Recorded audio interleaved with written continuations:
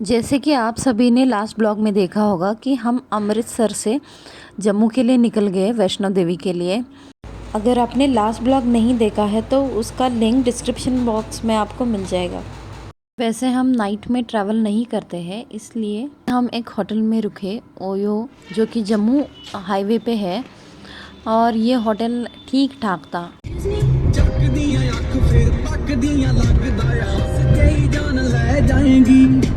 ਬਹੁਤਿਆਂ ਪੜਾਕੂਆਂ ਦੇ ਹੋ ਗਏ ਧਿਆਨ ਭੰਗ ਪਏ ਛਿਣਕਾਰੇ ਵੀ ਨਹੀਂ ਪਾਈ ਵੰਗ ਕਾਲੇ ਦੇ ਲਿਬਾਸ ਦੀ ਸ਼ਕੀਨਣ ਕੁੜੀ ਦੂਰ ਦੂਰ ਜਾਵੇ ਮੇਰੇ ਕਾਲੇ ਰੰਗ ਤੋਂ ਕਾਲੇ ਦੇ ਲਿਬਾਸ ਦੀ ਸ਼ਕੀਨਣ ਕੁੜੀ ਦੂਰ ਦੂਰ ਜਾਵੇ ਮੇਰੇ ਕਾਲੇ।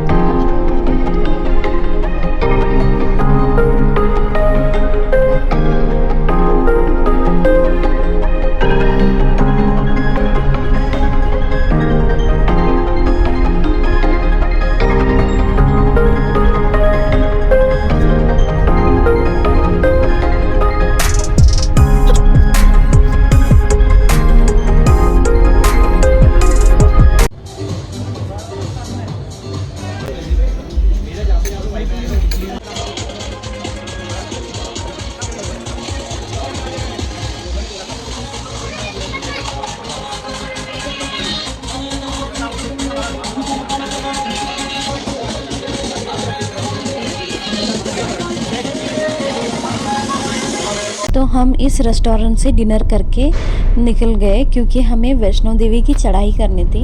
और हमने डिसाइड किया था कि हम रात में ही चढ़ाई करेंगे, क्योंकि धूप निकलने से पहले हम नीचे उतर सकते हैं और जल्दी नीचे उतर के हम रेस्ट भी कर सकते हैं।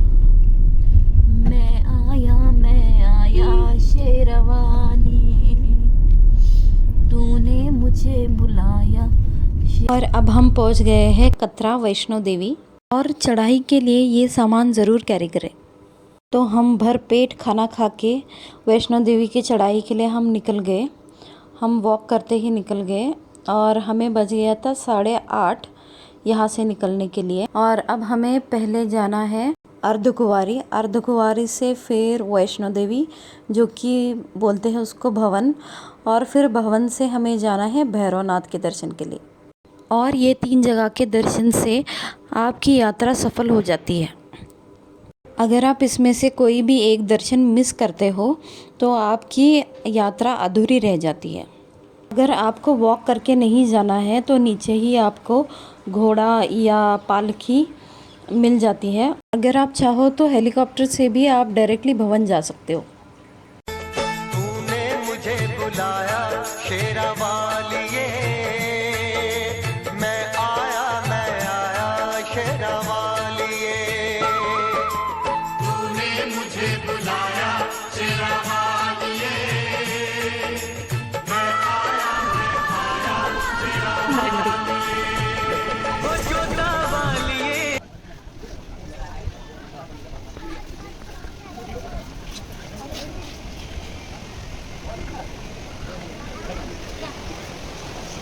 और एक सजेशन है, अब बोलते हैं कि ये शॉर्टकट है, लेकिन चढ़ाई के वक्त स्टेप्स यूज़ मत करना, नहीं तो आप एग्जॉस्ट हो जाओगे।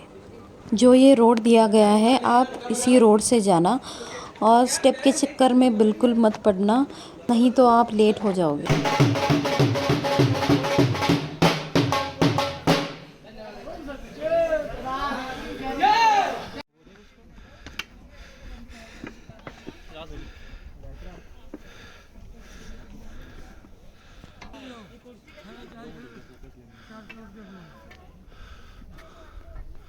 पीछे आ रहा है नहीं, कितने लिए अर्धकुंवारी पहुंचने के लिए हमें बज गए थे 11:30। आखिर में हम पहुंच गए अर्धकुंवारी, जो कि मेन गेट से 6 किलोमीटर है। तो अर्धकुंवारी के दर्शन के लिए आपको यहाँ पर टिकट लेनी है और जो टिकट पे नंबर है वो बोर्ड पे लगा दिया जाता है, उस हिसाब से आपको दर्शन लेना है। ज़्यादा भीड़ होने से यहाँ पे दर्शन जल्दी नहीं होता है, इसलिए आपको सजेशन है कि यहाँ से आप भवन जाए, वैष्णो देवी के दर्शन के लिए जाए और फिर भैरवनाथ के दर्शन करके फिर लास्ट में आप यहाँ पर आ सकते हैं दर्शन के लिए। अर्धकुंवारी वो जगह है जहाँ पर केव्स है, यानी कि वो गुफा है जहाँ माता वैष्णो देवी ने भैरवनाथ से छिपकर यहाँ पर 9 महीने तपस्या की थी। यहाँ पर आपका सामान रखने के लिए आपको लॉकर भी मिल जाएगा।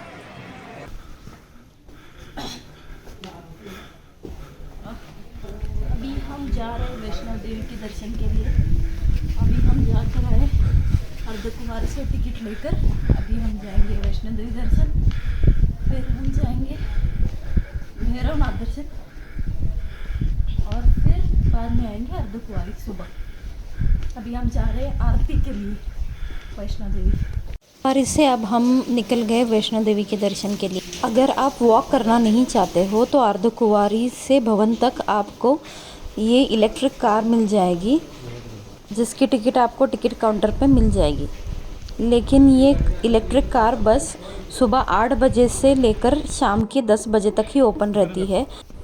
अर्धकुंवारी में ही हमारे 12 साढ़े 12 बज गए थे, तो हमें इलेक्ट्रिक कार नहीं मिली, तो हम वॉक करते ही आ गए।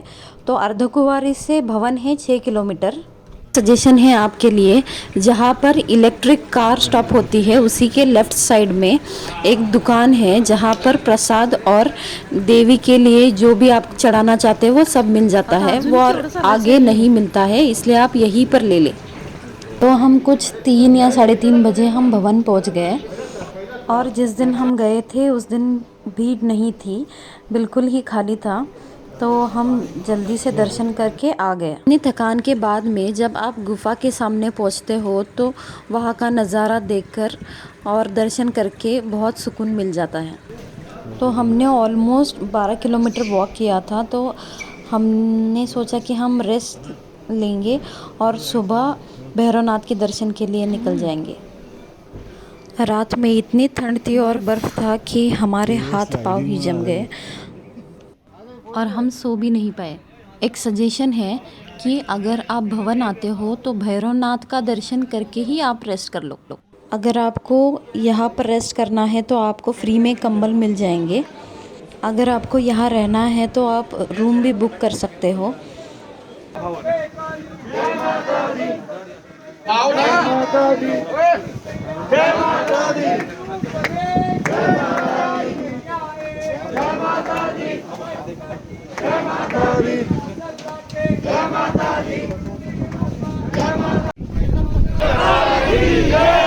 तो सुबह उठकर हम गंडोला की टिकट लेकर हम भैरवनाथ के दर्शन के लिए निकल गए। गंडोला या रोपवे की टिकट आपको 8 बजे से मिलने स्टार्ट हो जाएगी, तो वो इवनिंग तक रहती है और रात में बंद हो जाता है। अगर रात में आपको भैरवनाथ के दर्शन के लिए जाना हो तो आपको वॉक करके ही जाना पड़ेगा। भवन से भैरवनाथ बस 2 या 3 किलोमीटर है, लेकिन इसकी स्टिफ चढ़ाई है तो आपको तकलीफ़ हो सकती है।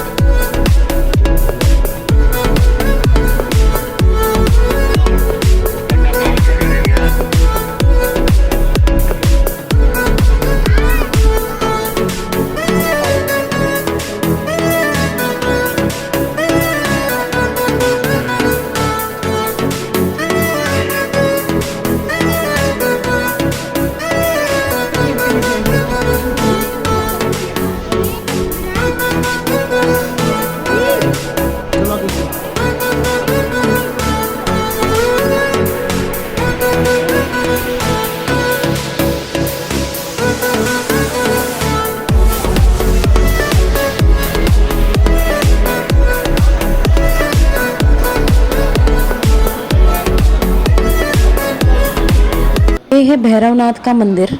जब माता वैष्णव देवी ने भैरवनाथ का वध किया था तब उसका सिर यहाँ पर आके गिरा था, तो यहाँ पर इसका मंदिर बांधा गया है। वैष्णव देवी की कहानी आप यूट्यूब पे सुन सकते हो।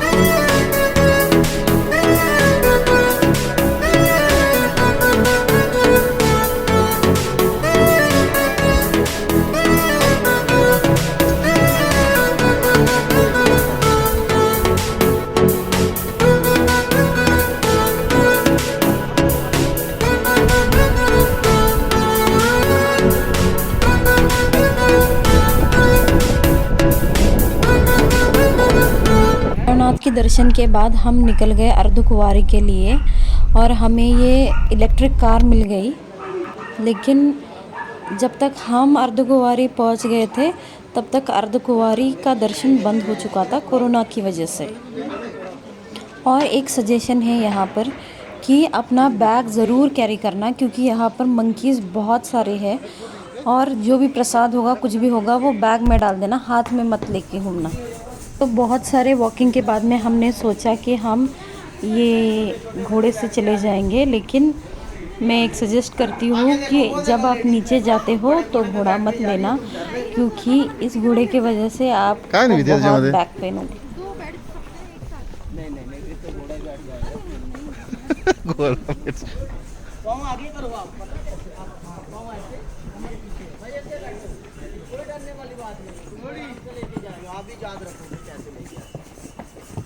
ऐसा कर अगर फला एक थोड़ा सा भीती का नंतर मग काय 2 मिनट ही डर लगेगा, एक मोड़ काटोगे फिर आप बोलोगे भगाओ घोड़ा। तो आगे जाके हमने ये घोड़ा रोक दिया और हम फिर से वॉक करते ही निकल गए। ये है बाणगंगा, जहाँ पर आप चढ़ाई के पहले स्नान कर सकते हैं।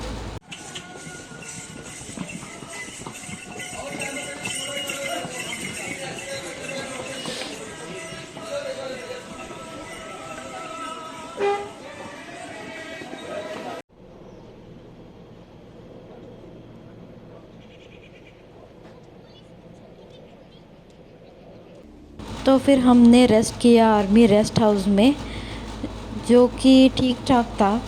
ऑलमोस्ट 30 किलोमीटर वॉक के बाद हम पूरे थक चुके थे और हम खाना खा के सो गए।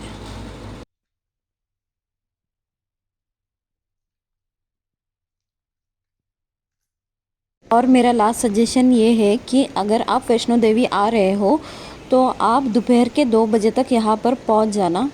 तो यहाँ पर बाणगंगा करके रिवर है, उसमें स्नान करके फिर आप 4 बजे यहाँ से निकल जाना खाना खा के, और फिर 4 बजे से आप 8-9 बजे तक अर्धकुंवारी पहुँच जाओगे। और अर्धकुंवारी से आपको इलेक्ट्रिक कार भी मिल जाएगी, जिससे आपका वॉकिंग डिस्टेंस भी कम होगा। और अर्धकुंवारी से भवन, भवन से भैरवनाथ से नीचे तक आप आराम से नीचे आ सकते हो। ये हमारा अनप्लान ट्रिप था और हम पहली बार वैष्णो देवी गए थे, तो हमें इसके बारे में कुछ नहीं पता था। तो मैं आपको यही कहूँगी कि ये आप वीडियो पूरा देखें। तो अगर कोई वैष्णो देवी जाना चाहता है तो उनसे ये वीडियो ज़रूर शेयर करें और हमारे चैनल को भी सब्सक्राइब करें, लाइक करें। और आपको ये वीडियो और मेरा सजेशन कैसा लगा वो आप कमेंट बॉक्स में ज़रूर कमेंट करें। फ्रेंड्स, मैं अब इस ब्लॉग को यहीं पर एंड करती हूँ और आपको मिलती हूँ नेक्स्ट ब्लॉग में, जो है कश्मीर का। तो तब तक के लिए bye, take care and see you soon.